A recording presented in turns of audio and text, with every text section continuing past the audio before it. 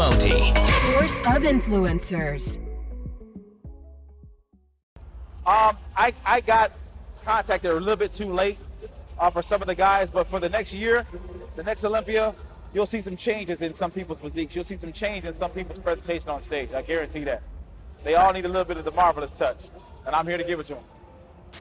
I was never a big size guy. My aspect was I got in shape really fast, so I had to eat more protein later on in the evening before I went to bed. So I had to eat protein all day long, but as I got closer to bedtime, I had to overload myself with protein and carbohydrates in order to get bigger. And I was always a guy 225 pounds, 235 pounds. It was hard, difficult to me to get in the 240 range, and I did that in the second half of my career. Yeah, it depends on the person. I really wouldn't be able to put my finger on it. I would say I took in about 450 grams of protein a day, and about 400 to 500 of carbs, depending on my high days, and about 200 grams of protein for the day when I was going low carb. So I don't really know that calorie intake. I couldn't tell you.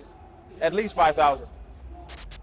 I would think on the health-wise side from food, supplementation is always, iffy. It depends on how people's bodies are receptive to it. I believe that organic foods are the best way to go. And then supplements just to push the calories into the body. The supplements are always a helper. But food is I put it this way, let me see. How can I explain it? In some parts of my career, I would have half food and then protein shakes. And my body would look a certain way. But when I won the Night of Champions, I had no protein shakes, all food. So that my body reacted well to mostly food. I prefer food. Some people that can't eat protein shakes, if that's the way to go, that you got to do what you got to do. You got to get the calories in.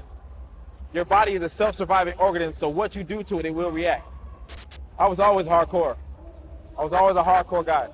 When it comes to training, pick it up and lift it. I mean, the machine works out, that's all great gravy, but I was always a basic guy.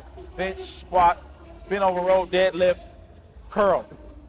The machines came later, but I kept my core, my workouts the same, old school. Yeah. A lot of these guys like to, do pull-ups off the machine, and I did it. I've had my run with it, but I like to go no gloves, no reps unless I had to, and then just pick up the weight, heavy weight, go. I'll tell you, the first time I put gloves on in the gym, John Brown took them off and threw them in the trash. Said, don't you ever let me see that in the gym, or I want to see you in the gym. Period. Took them and threw them away. He said, if you don't have callus on your hands, you ain't lifting. That's just me, though. That was my experience. Yeah, it traumatized me. Just took them off, took the reps off, threw them in the trash. So you use those only when needed. He said, don't let me see you come in here with gloves on again. I never did. It's the only way I would wear gloves for photo shoots and, for the companies, they wanted to wear, a brand of a company that was sponsoring me. But as far as my core workout, I didn't wear gloves. To this day, I don't like wearing gloves. What about other gear, like belts? Weight belts, yes, I use weight belts. Yeah, knee wraps, absolutely. Your knees can only take so much. I'm not trying to blow it. I'm not trying to go nowhere and blow my tires out now. Yeah, weight belts, knee wraps I wore, but only when needed for wrist wraps, but gloves, nah. Gloves for girls? Nah. I won't say they for girls. I had to let my girl answer that. I had to let her answer that. Follow the Moti on Instagram, Facebook, and Snapchat.